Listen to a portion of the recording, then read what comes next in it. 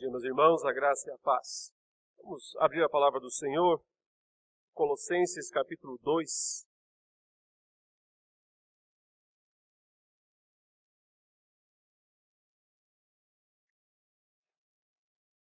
Colossenses capítulo 2, versículos 13 a 15.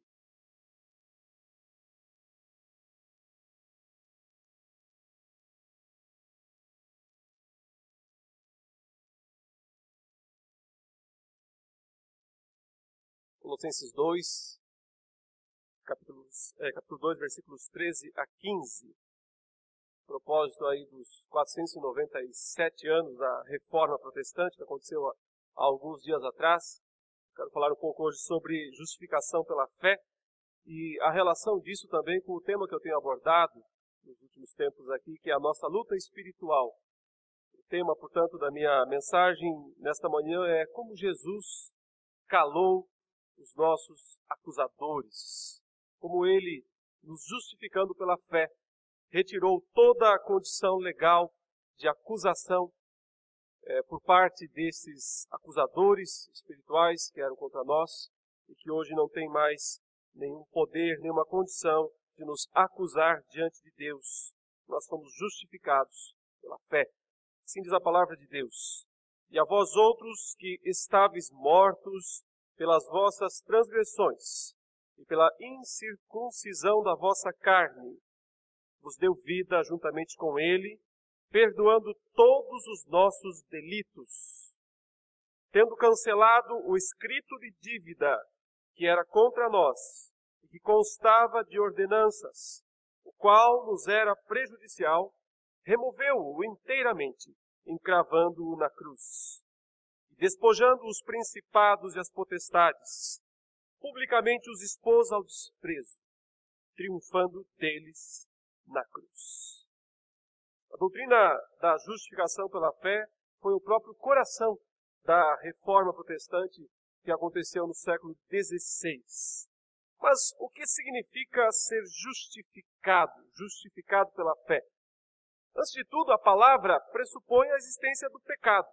Ou seja, não se trata de ignorar os pecados dos homens, de ignorar que os homens sejam pecadores. Deus não simplesmente vira o rosto para os pecados dos homens e faz de conta que eles não existem para poder perdoar os seres humanos. Ao contrário, Deus sabe, Deus reconhece a existência do pecado, da transgressão, do delito, como o texto aqui disse, não é? Do delito da nossa vida. E ainda assim, declara que nós somos justos, que nós somos justificados, absolvidos. Portanto, tem a ver com uma decisão legal diante de um tribunal.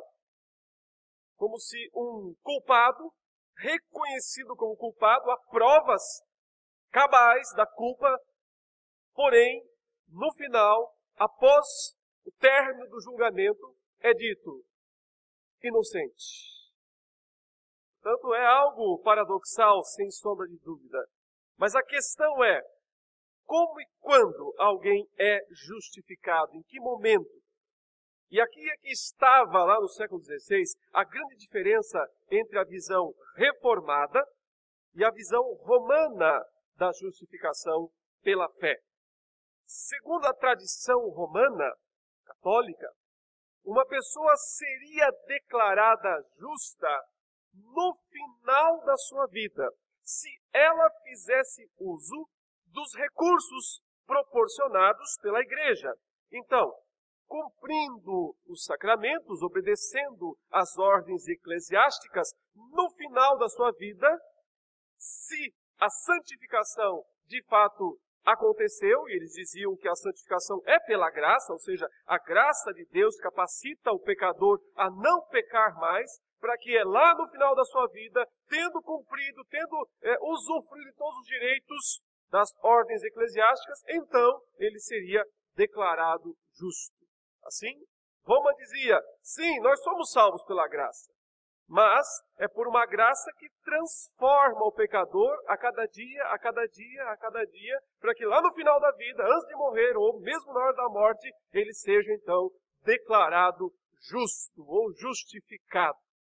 Os reformadores disseram, não é no final da vida de um homem que ele é declarado justo, mas é quando ele crê.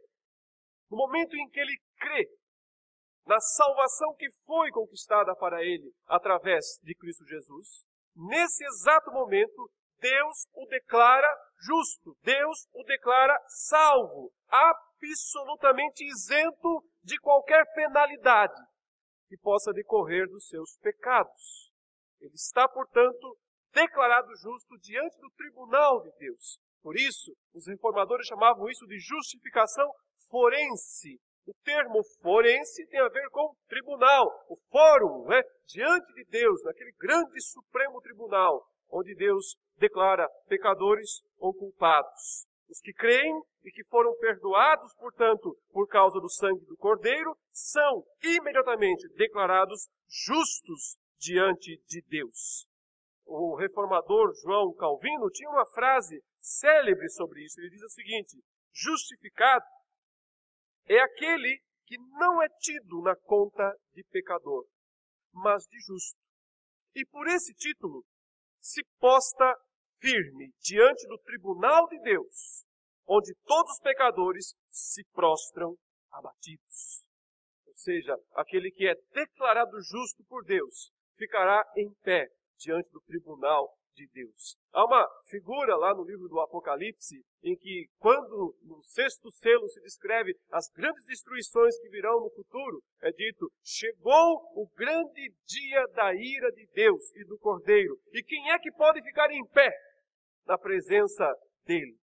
A resposta é, somente aqueles que foram justificados pela fé. Mas o meu ponto, que eu quero trabalhar nesta manhã, é um aspecto da justificação pela fé que normalmente não é muito trabalhado quando se fala do assunto. É a questão do acusador.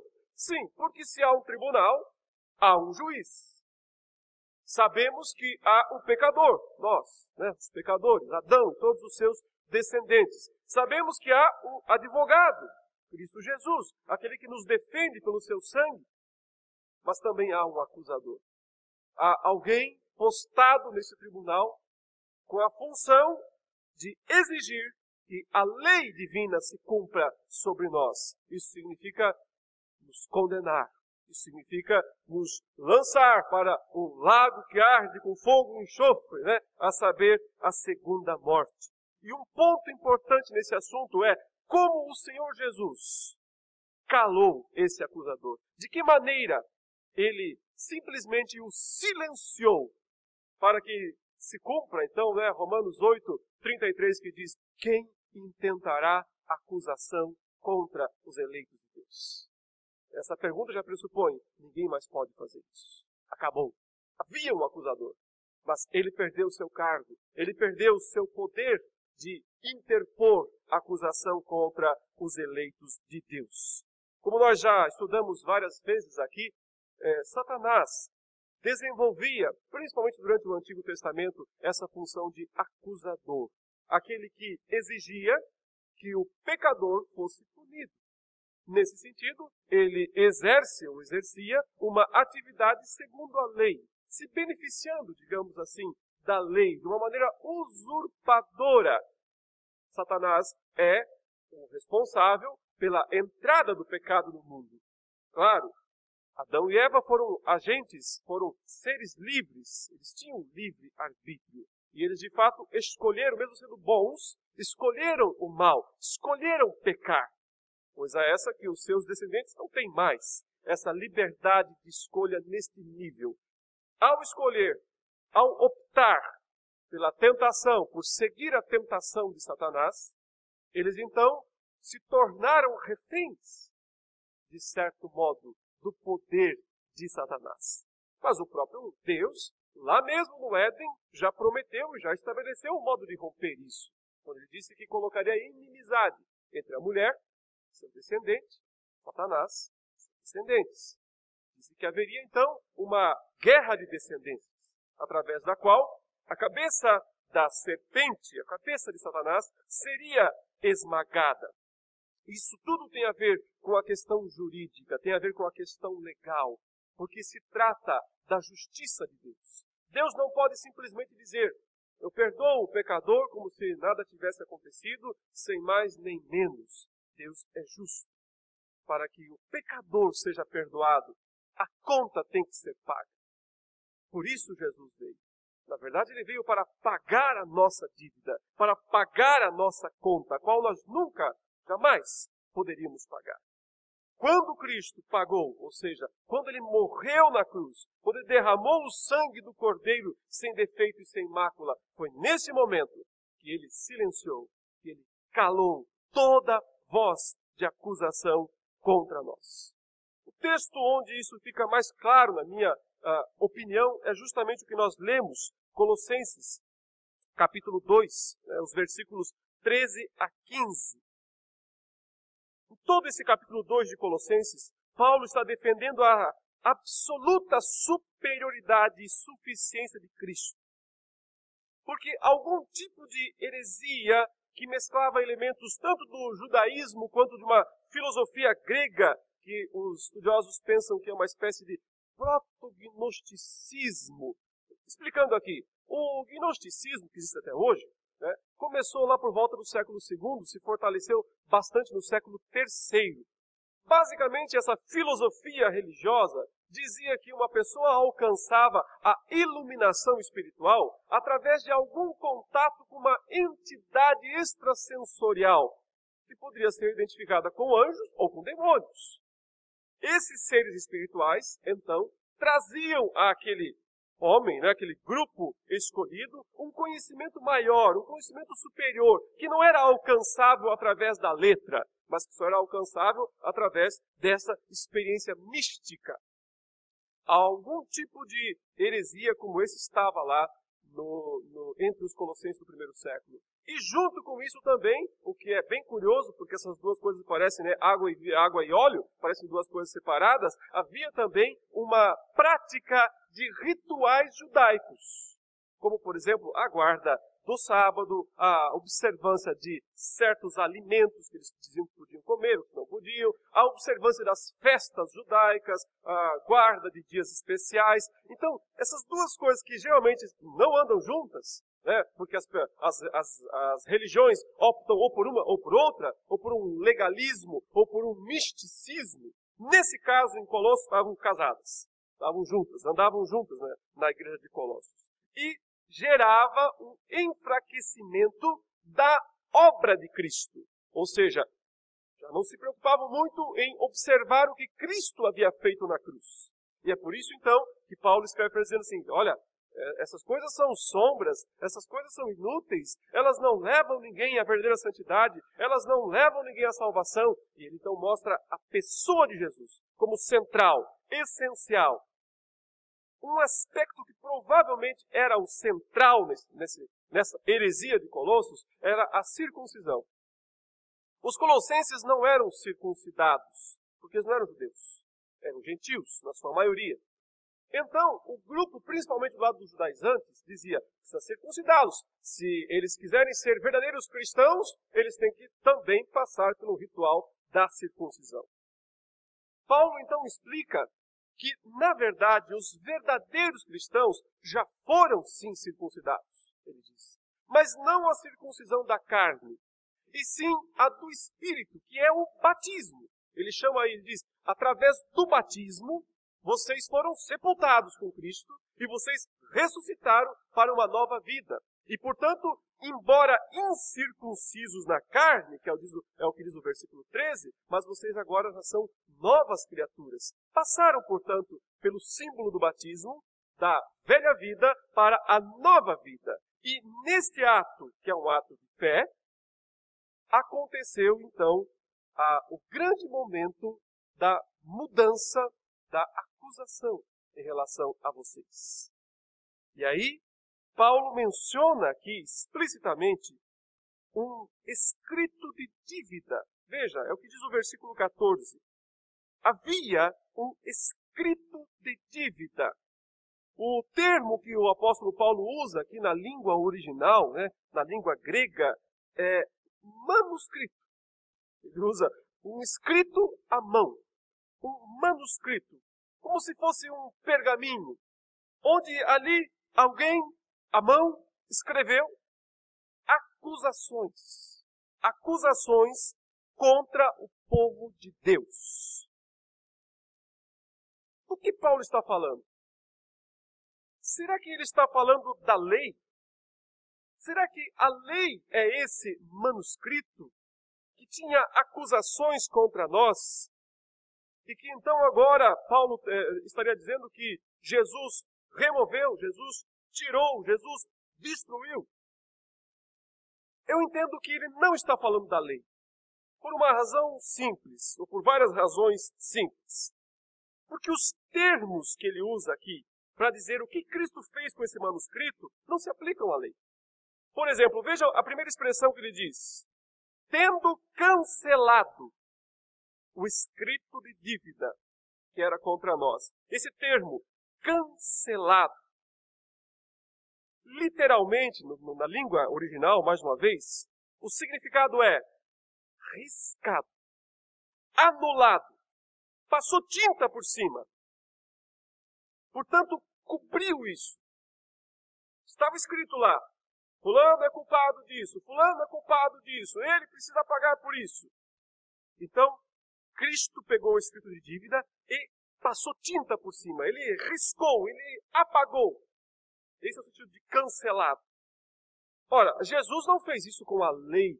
Jesus não fez isso com os 10 mandamentos, por exemplo. Ele não riscou os 10 mandamentos, cancelado, removido, apagado. Isso não vale mais, isso não tem valor. Ele não fez isso com os 10 mandamentos. Porque ele disse que a lei não passaria. Nem um i, nem um tio, jamais passará até que tudo se cumpra. Se alguém ensinar a remover o menor dos mandamentos, esse vai perder o direito do reino dos céus.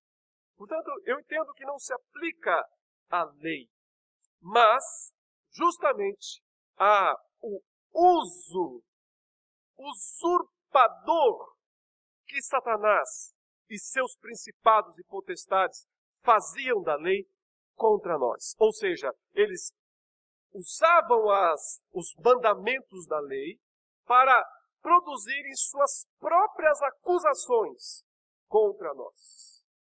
O que Jesus risca, o que Jesus apaga, não são os mandamentos da lei, não é a lei em si mesma, mas as acusações feitas pelos nossos inimigos contra nós.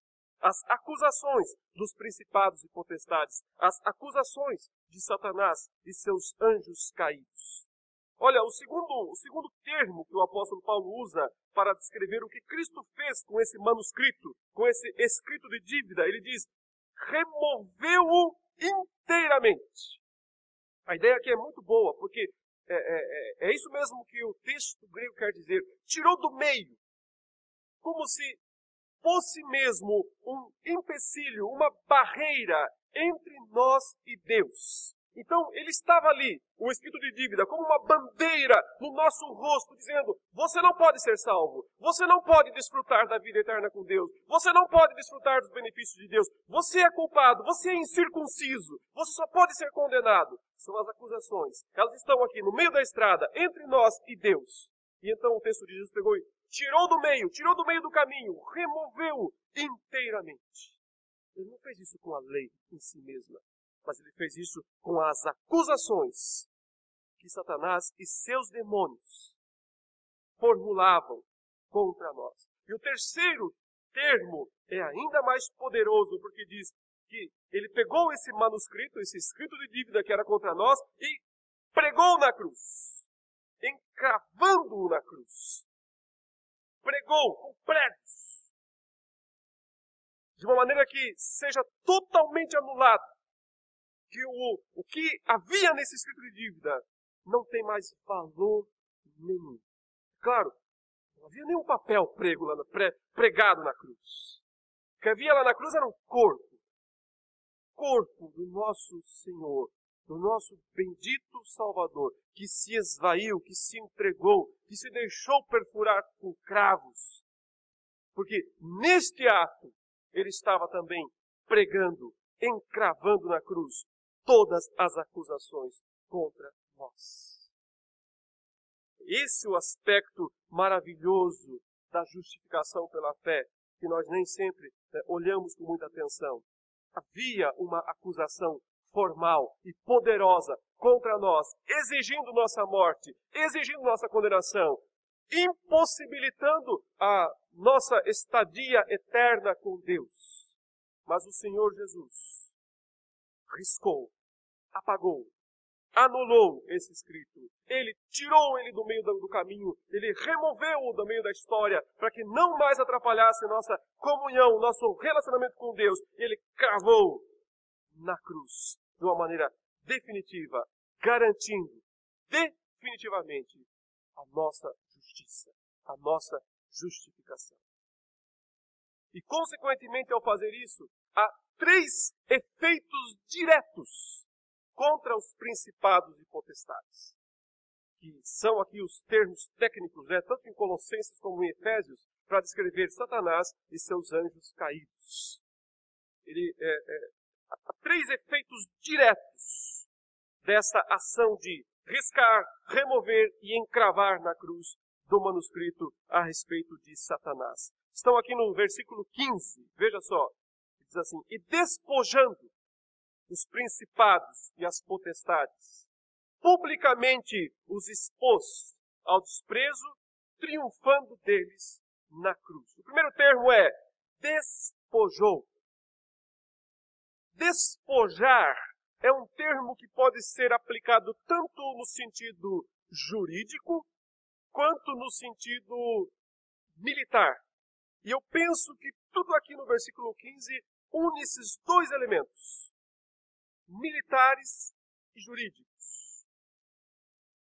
Qual é o sentido militar? Eu já expliquei isso em uma outra pregação, mas vale a pena relembrar.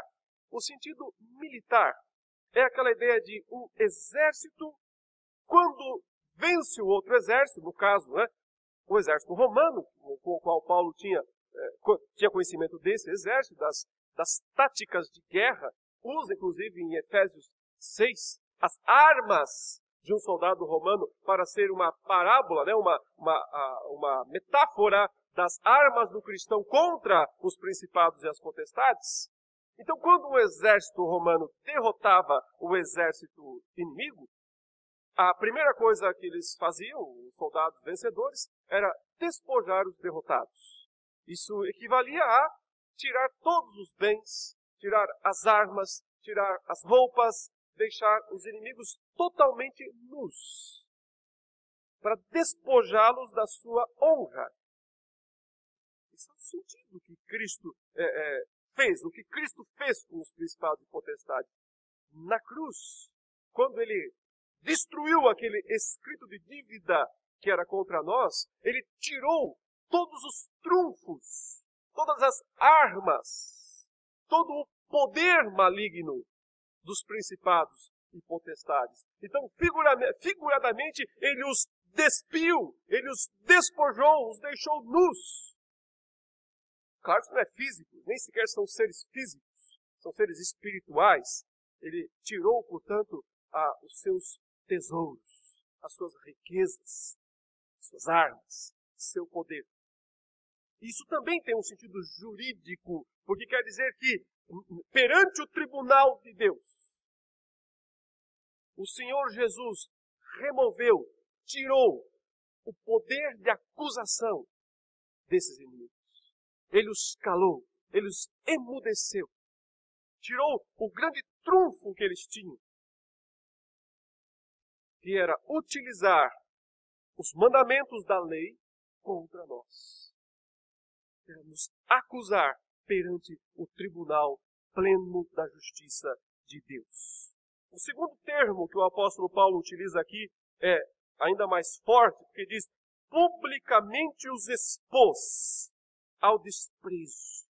Mais uma vez, há 2 maneiras de ver, uma militar, outra jurídica, e as 2 estão, no meu entendimento, mescladas aqui, unidas aqui. Porque depois que o exército romano despojava o exército derrotado, tirava suas roupas, tirava suas armas, os deixava os soldados totalmente nus, os que não estavam mortos, obviamente. Realizava-se então o chamado desfile triunfal, que era o momento em que o exército romano voltava para dentro de Roma, com as legiões intactas, vestidas, os seus soldados perfeitamente asseados, para serem aplaudidos pelos cidadãos romanos. E ao mesmo tempo para que os soldados derrotados, que vinham no final da procissão da vitória, acorrentados, nus, fossem humilhados pela nobre população romana. Isso está sendo usado como uma figura aqui, para dizer o que Cristo fez com os principados e potestades. Além de tirar seu poder, além de tirar suas armas, além de despojá-los do poder da acusação, ele os expôs perante o ridículo entre céus e terra. Expôs a derrota deles de uma forma absolutamente irreversível. Isso é uma coisa muito interessante, porque o que poderia ser mais vergonhoso do que uma morte na cruz?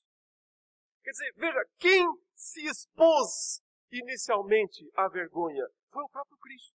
Quem aceitou o caminho da humilhação, quem aceitou o caminho da vergonha, foi Cristo. Que morte mais vergonhosa poderia haver do que uma pessoa ser crucificada, ficar ali pendurada como um maldito, conforme Gálatas 3,13, maldito todo aquele que é pendurado no madeiro, não é digno do céu, não é digno da terra, fica suspenso entre céus e terra, uma posição de pura vergonha e horror. Isso Cristo assume, ou seja, Ele inicialmente, é Ele que passa pela maior vergonha, é Ele que assume o maior ridículo.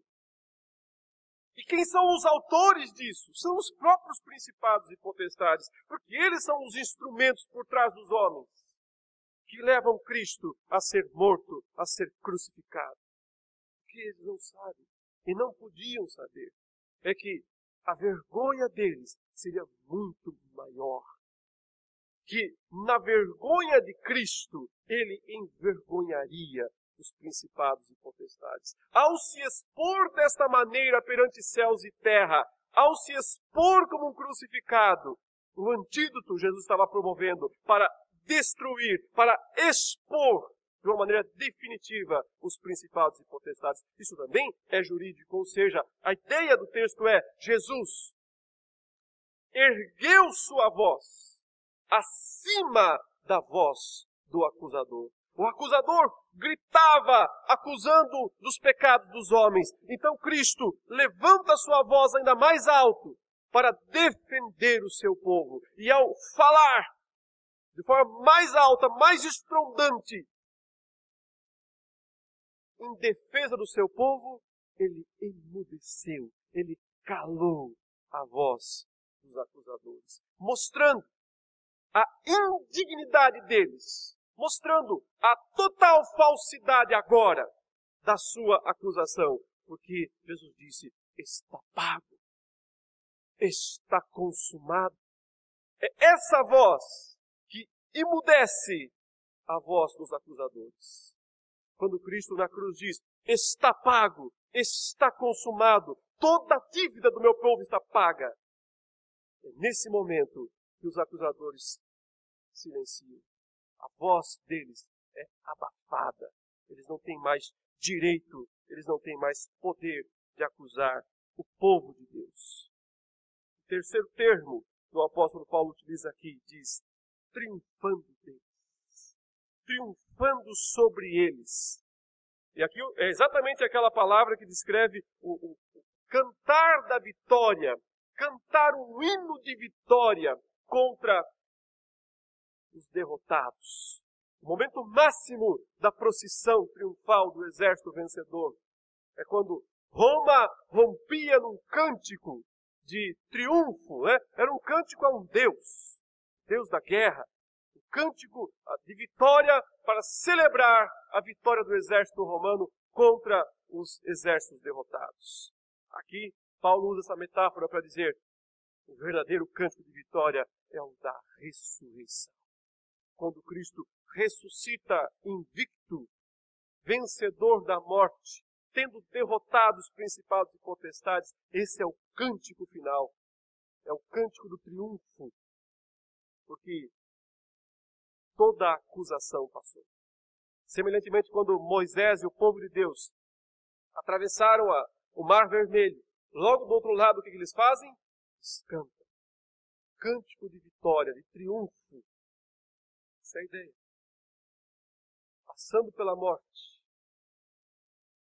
expondo os principados e as potestades, ressuscitando glorioso ao terceiro dia, ao cântico de triunfo, perante o tribunal de Deus. Ele diz: quem intentará acusação contra os eleitos de Deus? É Deus quem os justifica. Ou seja, quem tem coragem, quem ainda poderia levantar a menor das acusações contra um eleito de Deus, se a voz celeste estrondosa já disse: pago está.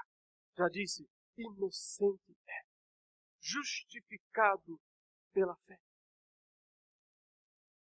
Paulo diz: quem intentará acusação contra o eleito de Deus, se é Deus que o justifica? Quem os condenará? Se Cristo Jesus morreu, ele diz, ou antes ressuscitou, o qual está à destra de Deus e intercede por nós. Nessa sucessão de vitórias, Jesus, morrendo, ressuscitando, subindo aos céus, se pondo à direita de Deus, é que Ele garantiu a nossa justiça e emudeceu, calou, silenciou a voz dos nossos acusadores. E é por isso que nós somos justificados pela fé. E é por isso que nós não precisamos esperar chegar até o final da nossa vida para então desfrutar, talvez, de um status de justificados. Mas agora, exatamente agora, nesse exato momento, Deus diz: você é justo. Não porque deixou de ser pecador, mas porque todo pecado foi pago. Sangue que nos lava completamente foi derramado. Por isso, o outro reformador, o Lutero, tinha uma frase, ele dizia: nós somos simultaneamente justos e pecadores. Simultaneamente. Por quê? Porque diante do tribunal de Deus, nós já somos justos. Mas ainda na nossa vida, cometemos pecados. E somos pecadores. Esses pecados, no entanto, não eliminam a nossa justiça diante de Deus. Porém, a nossa justiça diante de Deus nos incentiva, nos capacita, nos impele a uma vida de santidade, não de pecado. Até porque o Cristo que já fez tudo isso por nós, espera de nós uma vida de consagração e de serviço a Ele mesmo. Que Deus nos conceda tudo isso, em nome de Jesus. Amém. Oremos. Santo e eterno e bondoso Deus, graças te damos porque tão grande vitória foi alcançada por Cristo Jesus em nosso favor. Nós que nada merecemos e que nada fizemos para alcançar tão grande graça e misericórdia, só temos razões para exaltar-te e bendizer-te e pedir-te humildemente que nos capacites a viver em santidade para a tua glória, para a tua honra, em nome de Jesus. Amém.